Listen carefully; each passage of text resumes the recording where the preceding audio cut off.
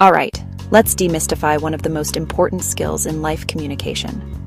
Whether you're texting a friend, making a business pitch, or just trying to explain why pineapple does, or doesn't, belong on pizza, communication is everywhere. But have you ever stopped to wonder what actually happens when you communicate? Let's break it down, step by step, into the 7 essential components of communication. Trust me, once you know these, you'll see every conversation in a whole new light. First up, we've got the sender. That's the person who starts the whole process. It could be you, me, your boss, or even your dog barking for treats. The sender is the source of the information, the one with something to share. Next is the message. This is what the sender wants to get across. It could be a question, a story, a feeling, or an instruction. Basically, the content of the communication. Imagine the sender holding a package. The message is what's inside. Now here's where it gets interesting. Encoding.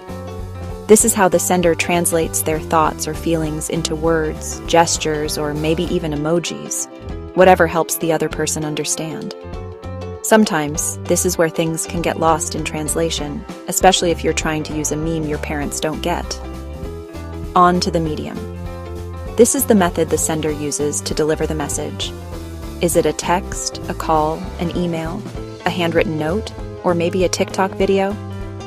The medium shapes how the message is received. Closely tied to medium is the channel. Think of this as the path the message travels. For example, your voice travels through air, texts go through your phone network, emails head through the internet. The channel is like the highway for your message. Now, we arrive at the receiver. That's the person or group the message is intended for.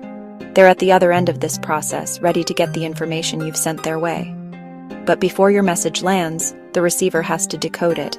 This is where they try to make sense of what you said, turning your words, gestures, or memes back into meaning. If you've ever made a joke and someone totally missed the point, decoding went a little sideways. Finally, feedback. This is the response the receiver gives back to the sender.